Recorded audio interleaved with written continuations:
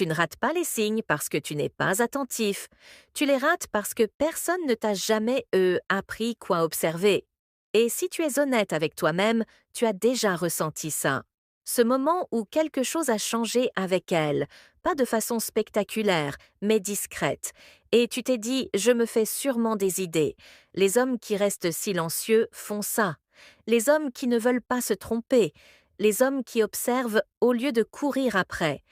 Il ne s'agit pas d'apprendre des astuces, il s'agit de voir des schémas que tu n'as jamais appris à nommer, parce que lorsqu'une femme développe des sentiments, elle l'annonce rarement, elle les laisse s'échapper à travers son comportement, son énergie, son timing. Et une fois que tu comprends comment fonctionne cette fuite, la confusion disparaît. Pas parce que tu deviens audacieux, mais parce que tu deviens lucide. Reste avec moi. Il y a une raison pour laquelle le premier signe passe presque toujours inaperçu, et une fois que tu comprendras pourquoi, tu pourras plus jamais l'ignorer.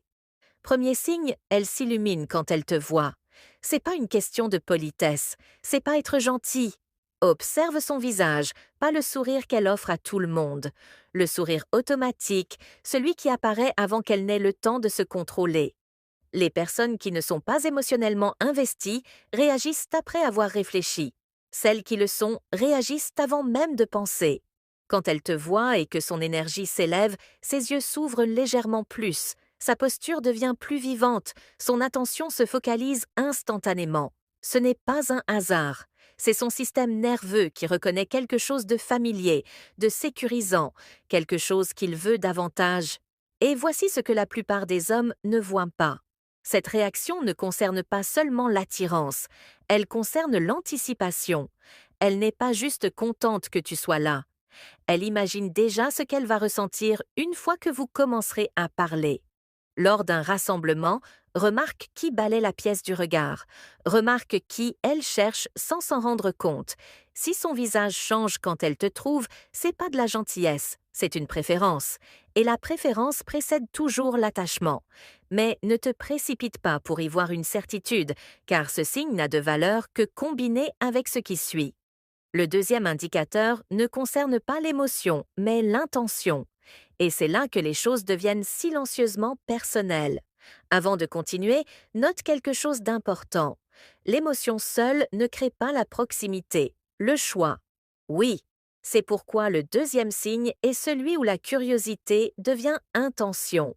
Deuxième signe, elle trouve des moyens de passer du temps avec toi en tête à tête. C'est ici que les choses cessent d'être accidentelles. Les personnes indécises restent en groupe. Les personnes curieuses créent des occasions. Mais celles qui développent des sentiments organisent la proximité discrètement. Pas avec des invitations spectaculaires, pas avec de la pression, avec des prétextes. Tu peux m'aider avec ça? On devrait prendre un café un de ces jours. Tu veux marcher avec moi? Deux petites phrases, un grand sens. Voici le basculement psychologique que beaucoup d'hommes ne remarquent pas. Le temps en groupe est sécurisant. Le tête-à-tête expose. Quand elle choisit l'isolement avec toi, elle choisit la vulnérabilité, même si elle ne le formule pas consciemment ainsi. Et si tu es le genre d'homme qui remarque les schémas au lieu de réagir émotionnellement, cela te semblera familier. Tu verras qu'elle ne se contente pas d'accepter du temps avec toi. Elle le crée en groupe, elle trouve des moyens de t'isoler. Pas parce qu'elle aime pas les autres, mais parce que l'attention est limitée et qu'elle choisit où va la sienne. Ce n'est pas une question de facilité, c'est une question de priorité. Et voici ce qui change toute la perspective. Quand une femme cherche le tête-à-tête, elle se demande pas « Est-ce que je l'aime ?» Elle se demande comment je me sens quand il n'y a que nous deux. Cette question n'apparaît que lorsque les sentiments ont déjà commencé à se former. Si tu t'es déjà demandé pourquoi elle est différente seule avec toi, qu'en public plus ouverte, plus détendue, plus présente, ce n'est pas un hasard.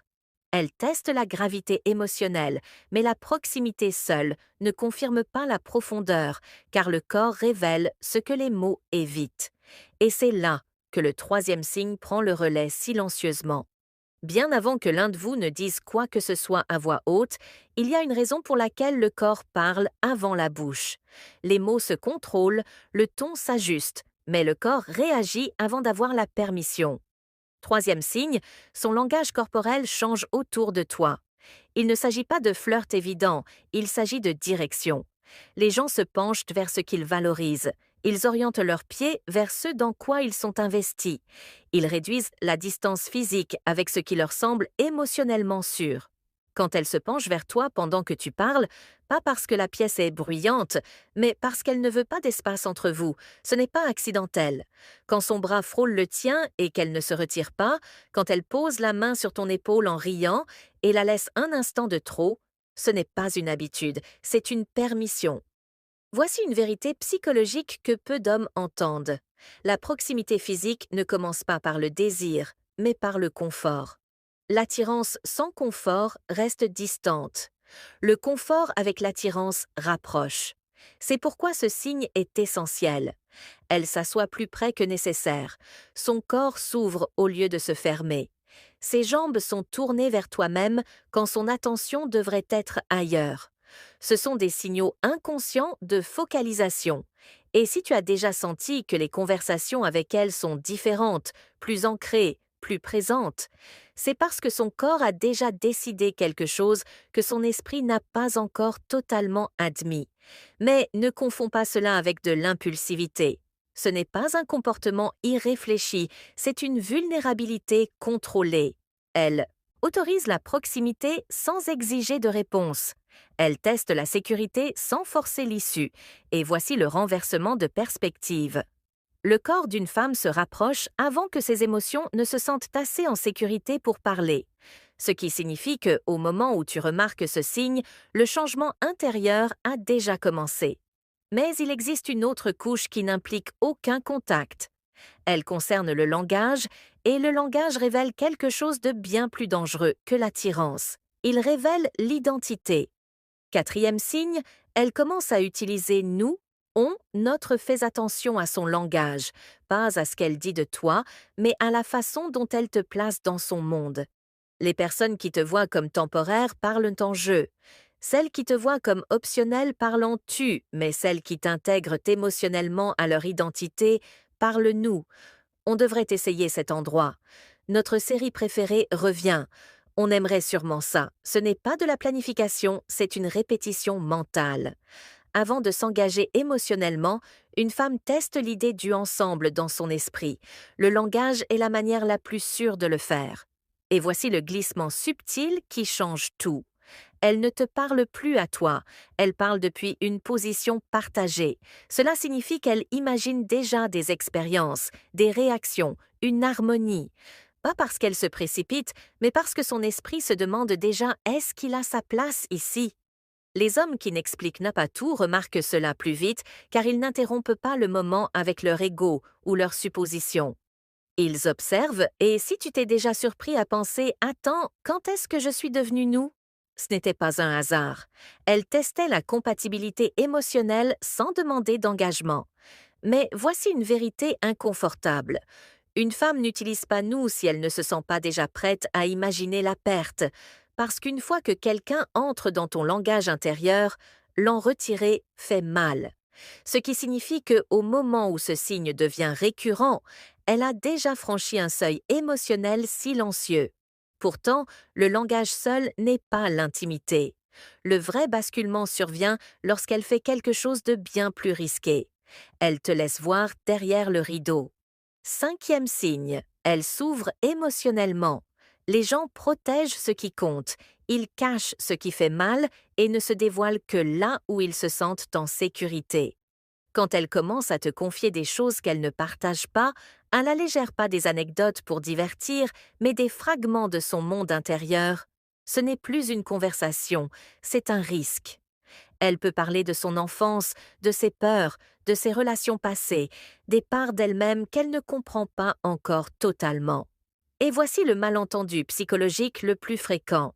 Elle ne s'ouvre pas pour obtenir des conseils, elle s'ouvre pour obtenir une présence.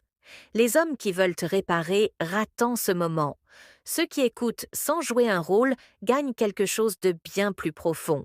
La vulnérabilité n'est pas une faiblesse, c'est une sélection. On ne se dévoile pas à tout le monde. On se dévoile à ceux auprès de qui on se sent émotionnellement régulé. Si elle te parle de quelque chose de douloureux, de non résolu, elle teste si tu peux porter un poids émotionnel sans t'effondrer ni juger. Et si tu remarques qu'elle te choisit pour ses conversations tard le soir, dans des moments calmes, avec de longs silences, ce n'est pas aléatoire. La confiance se construit en temps réel. L'ouverture émotionnelle apparaît généralement après l'attirance, mais avant l'engagement, c'est le pont. Et une fois qu'on t'a fait traverser ce pont, tu n'es plus simplement une présence dans sa vie, tu deviens un point de référence. Mais l'intimité ne s'arrête pas aux émotions. Quand le confort et la confiance se rejoignent, le corps suit. Sixième signe, elle devient physiquement affectueuse sans raison apparente. Le contact n'est jamais accidentel quand des sentiments sont en jeu. On ne touche pas ce qui nous rend incertains. On n'initie pas un contact là où il y a un risque émotionnel, sauf si le désir de connexion dépasse la peur de se tromper. Une main sur ton bras en riant, une petite bousculade qui dure un peu trop longtemps, son épaule contre la tienne sans se retirer, de petits gestes mais délibérés. Le contact n'est pas d'abord une question d'attirance, c'est une sécurité émotionnelle exprimée physiquement. Quand elle te touche, elle se sent déjà suffisamment à l'aise pour être vue en train de le faire. Si son toucher te semble naturel, non forcé, non calculé, c'est parce qu'il vient de la familiarité, pas de la stratégie. Mais voici la couche inconfortable que beaucoup évitent. L'affection physique est souvent la dernière expression sûre avant une exposition émotionnelle plus profonde. Il est plus facile de toucher que d'avouer le manque, plus facile d'effleurer une main que de risquer un rejet avec des mots. Elle ne monte pas d'un cran, elle se révèle. Septième signe, elle te soutient et t'encourage de façon constante. L'attention est facile, l'affection est facile, le soutien ne l'est pas. Soutenir, c'est croire. Quand une femme t'encourage tes objectifs, ton travail, ta direction, elle ne réagit plus seulement à qui tu es aujourd'hui. Elle répond à qui elle croit que tu deviens. Elle se souvient de ce qui compte pour toi. Elle te pousse doucement quand tu hésites. Les personnes qui s'en fichent veulent que tu sois à l'aise. Celles qui tiennent à toi veulent que tu sois accompli. Le soutien est un comportement d'attachement parce que encourager quelqu'un, c'est lier son état émotionnel à sa trajectoire. Si elle croyait en toi avant même que tu y crois totalement, ce n'était pas de l'optimisme naïf, c'était un positionnement émotionnel. Huitième signe, elle devient nerveuse ou timide avec toi. Ce n'est pas une faiblesse, c'est la conscience de soi sous pression émotionnelle. Quand une femme développe des sentiments, ton opinion commence à compter. Et quand l'opinion de quelqu'un compte, le comportement change. Elle joue avec ses cheveux. Elle hésite sur des mots qu'elle maîtrise d'habitude. Elle soutient ton regard, puis elle détourne. Pas parce qu'elle est mal à l'aise avec toi, mais parce qu'elle se voit soudain à travers ton regard. La nervosité n'est pas un manque de confiance, c'est la présence d'un risque émotionnel. Et regarde le schéma, elle s'illumine, elle crée du temps à deux. Son corps se rapproche, son langage t'inclut. Elle s'ouvre émotionnellement, elle te touche, elle soutient ton avenir et enfin, elle devient prudente avec toi. Ce n'est pas du hasard, c'est une progression. Tu ne ratais pas les signes. On t'a simplement appris à chercher les mauvais. Les hommes qui comprennent cela ne courent pas après. Ils ne forcent pas la clarté. Ils ne paniquent pas. Ils voient clair et quand la clarté arrive, la confusion perd son pouvoir et le doute aussi.